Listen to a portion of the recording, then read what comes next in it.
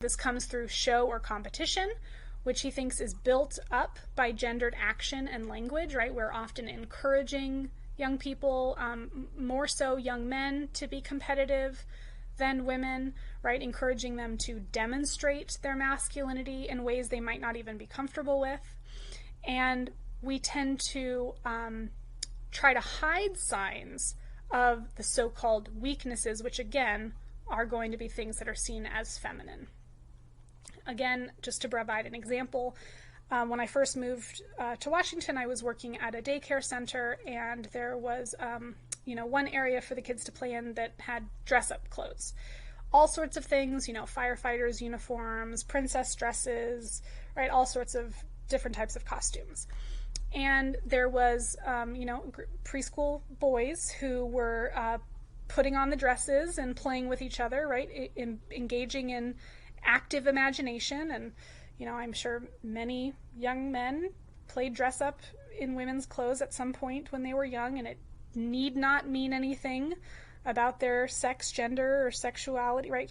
Kids that age don't even have sexuality, right? But certainly need not mean anything about their gender or sexual identity.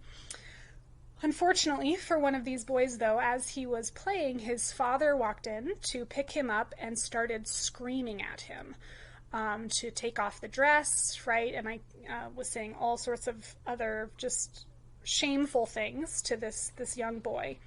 And I mean, we can imagine what a reaction like that from a parent will do to someone so young, right? He's getting a very clear message that it is not okay, right, for him to even dress, right, in ways that he might want if they violate what, in this case, his father sees as appropriate displays of masculinity, right? And that doing so will get him in trouble. And so, again, this is going to reinforce these ideas, right? So built up by gendered language and actions, right? Making anything outside seem weakness, right? Defining femininity as the opposition to what it means to be a man, right? And so everything that is not considered masculine gets lowered on this hierarchical scale, right? So taking this idea of what Simone de Beauvoir was talking about with the othering and now applying it to non-hegemonic types of masculinity. Right, so the scale is to measure, right, hegemonic masculinity in all the ways that we've been discussing, and then other forms of masculinity become marginalized or subordinated underneath it. So here on the right, you have some descriptions of different types of masculinity as they will fall under this hegemonic model, which I encourage you to take a look at if you're interested.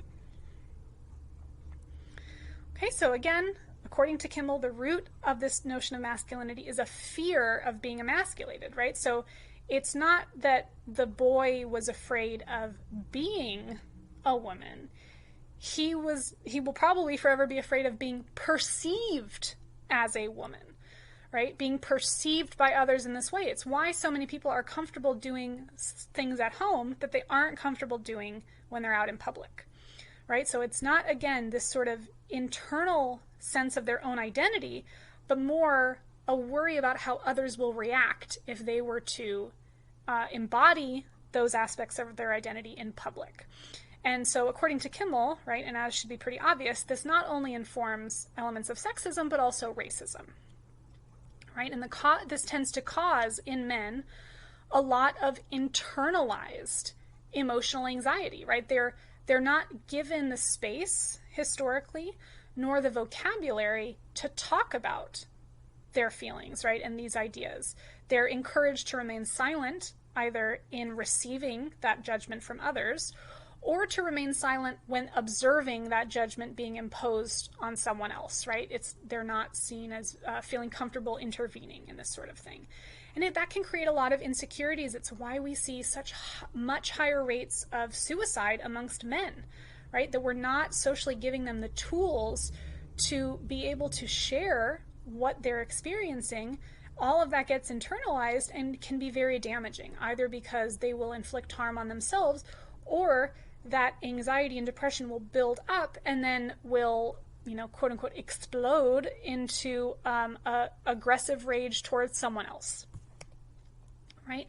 And again, that sort of constant fear of being judged by others as being less than, which can create a lot of shame, of course, if you end up being perceived as something else, or even if you think like, oh, I have these parts of myself that I know aren't going to be received well from others, and so you kind of learn to hate those parts of yourself, right? That sort of internalized shame, even if you don't ever share them in public, which of course can create a lot of isolation, right? If you're not comfortable being yourself around people, you're not likely to spend as much time around others, or that time won't be meaningful, right? You won't be yourself in those moments. You'll be performing some other notion of what it means to be a man.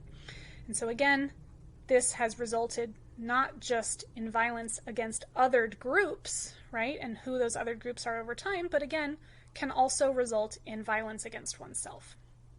So we want to understand with hegemonic masculinity that it's based on a faulty assumption. Just because men as a group hold power does not mean that individual men within that system feel powerful, right? The idea is that even those men who are maybe at the top and perhaps the most privileged might see that privilege as relying upon their maintaining that notion of hegemonic masculinity, right? So they might constantly be hiding elements of themselves from those that are closest to them, or feeling shame, right, and insecurity by keeping those things inward, right? So we have this sort of contradiction that emerges, that this symmetry between who you are in your private life and how people perceive you out in reality, it doesn't really exist, right?